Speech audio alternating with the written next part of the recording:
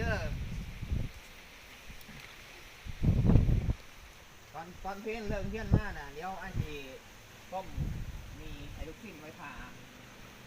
บอกผมก็ทุกคน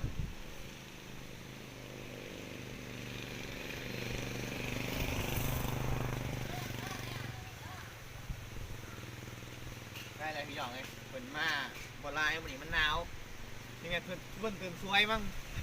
ตื่นสวยย่านมาทานโรงเรียนไปเลยบ่ โรงเรียนเนาะ ไปเลยบ่ได้แว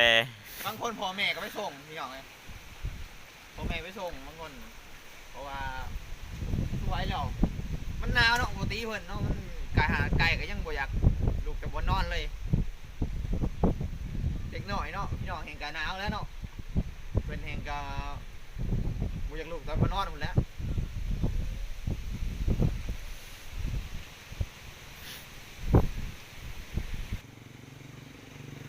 สวัสดีพี่น้องสวัสดียามเช้าๆอากาศหนาวมื้อนี้หนาวแห้งเสียบจ้ามกับเสียบหัวใจกับจนมือสั่นนะ แม่มันเห็นมาใส่ยังเห็น เอาหัวคุณจื้อ แม่น้องเทนพี่น้องจักเพิ่นมาแต่ไส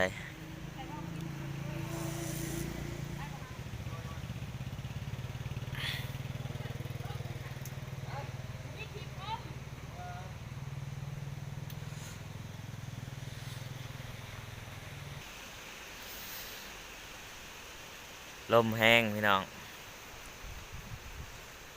สบายดีเด้อพี่น้องสบายดีสุหมองสุบอน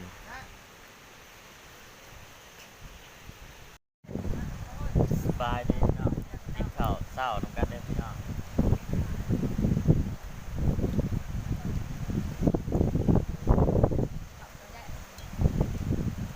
ลมแห้ง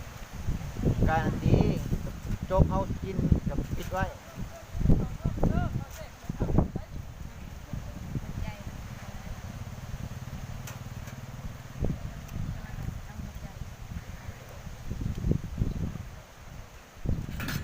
แนวกินพี่น้องแกงเขียดต้มกบเฮ้ยต้มไก่ เกี่ยวต้มกุ๊กกำลังสิมานี่ก็แก้วพี่น้อง หนาวเว้ย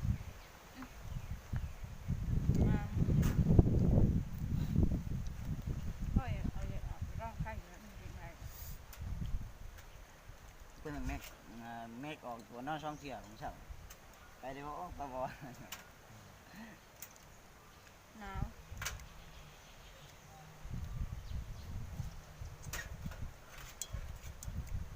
บ้าของเรา แม่จะเป็นวันพ่น เย็นหนาว จังหวัดเดือนหนาวแล้วหนาวบุก น้าเดี๋ยวบุญเดินตาม ยันหอบหมดเลยเยอะยัง สบายดีท่านผู้ชมไก่บริกินนะพี่น้องอยากกินแล้วล่ะก็อีพอกินข้าวเพื่อเพียพี่น้องเอ้ยเดี๋ยวเนี่ยไปกินข้าวอยู่ผมมองผมแค้นหมดบอกแม่ไปโรงเรียน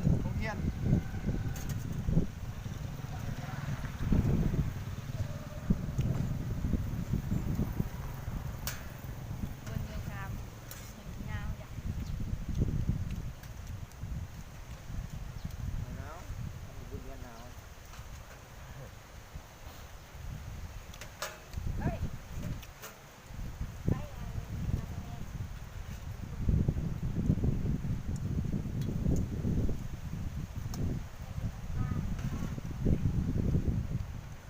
ไปนอนเลยพอเลยไปนอนโลด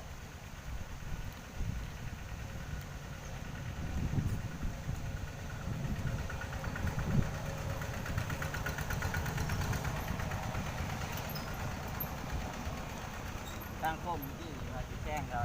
แม่ตอนเราไปเดินที่นอกเราไทยเขาวิโก้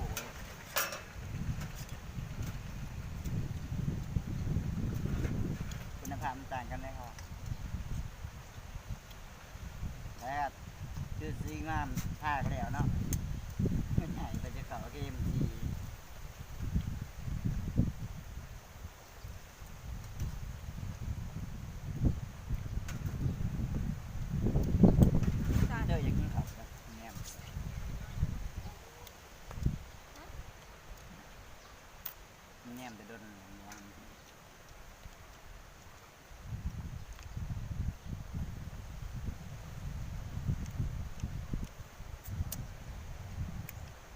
บุญมีบางผ่านเลยเนี่ย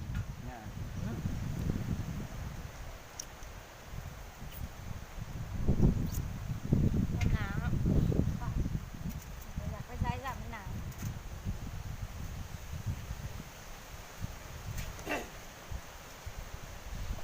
ตั้งจริงนะมากเนี่ย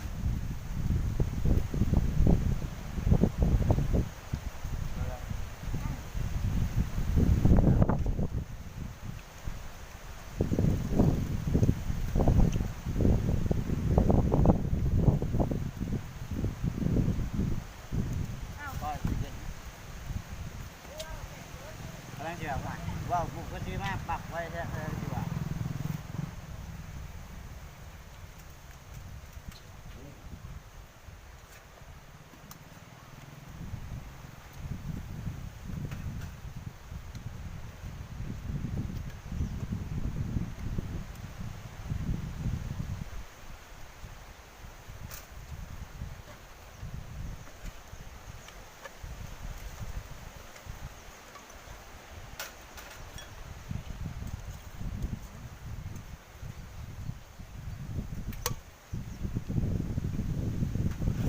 ต่อมาหลายปีขึ้นนาที ขึ้นนิดหนึ่งว่า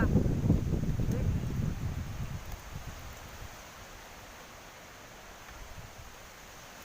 กินแต่รถร้ายที่เป็นเร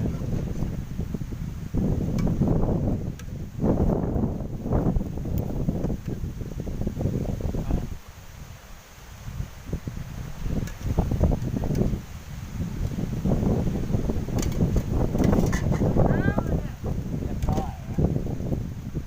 น้ำหกขวดน้ำมันน้ำ กินน้ำอาบน้ำ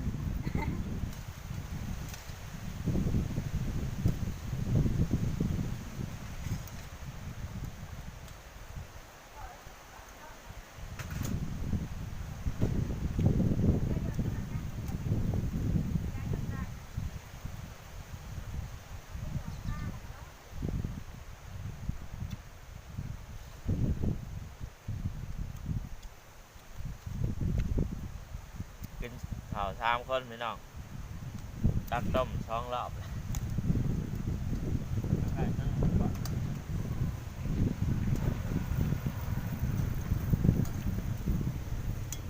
เย็นเย็นเย็น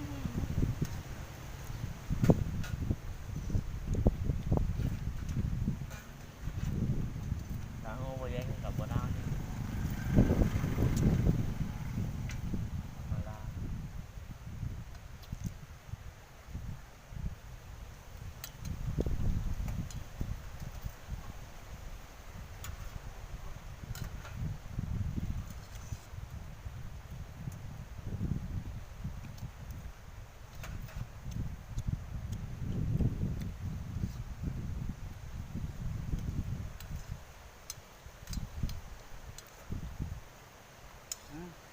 จะได้มันใส่ถึงไทยจะ ใส่อันนั้น ที่ ครับ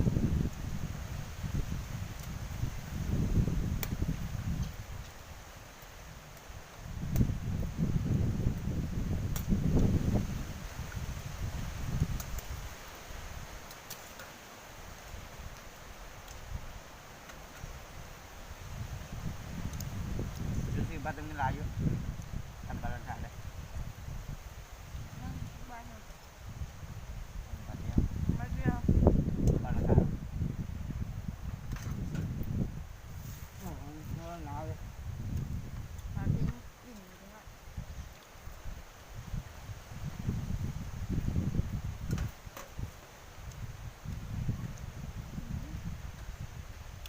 สั่ง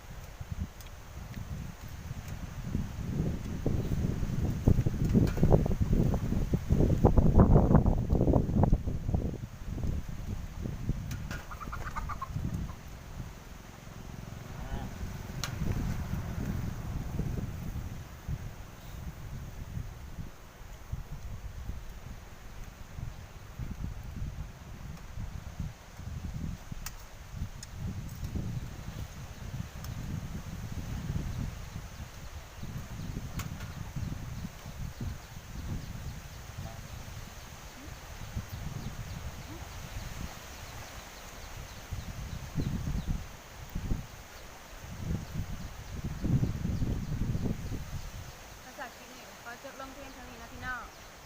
ฝากกดไลค์กดแชร์กดติดตามเพื่อนเพื่อเป็นกำลังแห่งใจให้เจ้านางด้วยพี่น้องพบกัน